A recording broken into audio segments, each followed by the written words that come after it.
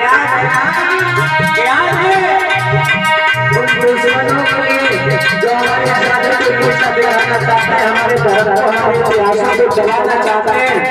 यदि हम अपनी ताली करते तो क्या याद रखना, हम